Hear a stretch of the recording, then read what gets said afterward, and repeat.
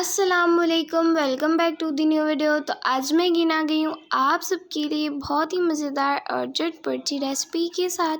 आज मैं बनाने जा रही हूँ चिकन स्टू। तो चलिए देखते हैं कैसे बनता है और वीडियो को स्टार्ट करते हैं।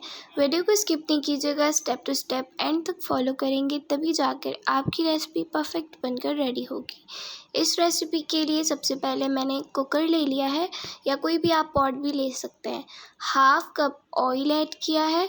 ऑयल को अच्छी तरीके से गर्म होने देंगे। 1 टेबलस्पून सफ़ेद जीरा और 1 टेबलस्पून साबुत धनिया ऐड करके इसको हल्का सा सौटे कर लेंगे, जलाएंगे नहीं, हल्का सा सौटे करेंगे। 2 तेज़पत्ते, 3 इलायची, 1 टीस्पून साबुत काली मिर्च, 2 टुकड़े दालचीनी के, 6 से 7 लौंग और 2 छोटी इलायची ऐड कर दिए, यानी कि कुछ गरम मसाले।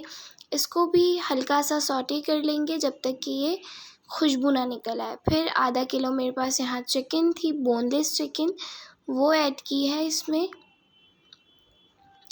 1 टेबलस्पून भरकर जिंजर गार्लिक पेस्ट ऐड करेंगे। अब इन सबको अच्छे से आपस में मिक्स करेंगे और जब तक चिकन की अच्छी सी फ्लेवर यानी गार्लिक के साथ ना निकल आए खुशबू, तब तक फ्राई करेंगे। इसके बाद यहाँ कुछ स्पाइसेस ऐड किए हैं। हाफ टी स्पून हल्दी, 1 teaspoon red chili powder, 1 tablespoon धनिया पाउडर, हस्बे ज़ायका नमक। इसके साथ साथ 1 कप दही अच्छे से जो है वो फेंट कर ऐड करेंगे और दही के साथ साथ 1 टेबलस्पून कोकोनट यानी कि खोपरा, क्रश कोपरा मैंने ऐड किया है। अब इन सब चीज़ों को 4 से 5 मिनट तक अच्छे से मिक्स करेंगे। इसके बाद यहाँ पर मेरे पास फ्राइड अनियन है, तो मैं 1 कप यूज़ कर रही हूँ। अगर आपके पास ना हो तो आप 5 से 6 मीडियम साइज़ की प्याज को अच्छे से फ्राई करके इसमें ऐड कर सकते हैं। इसके बाद 6 से 7 मिनट लगातार इसको अच्छे से भून लेंगे और यहाँ इस पॉइंट पर मैं लाल मिर्चें ऐड कर रही हूँ, तकरीबन 4 से 5। अगेन इसको अच्छी तरीके से 3 से 4 मिनट तक भून लेंगे।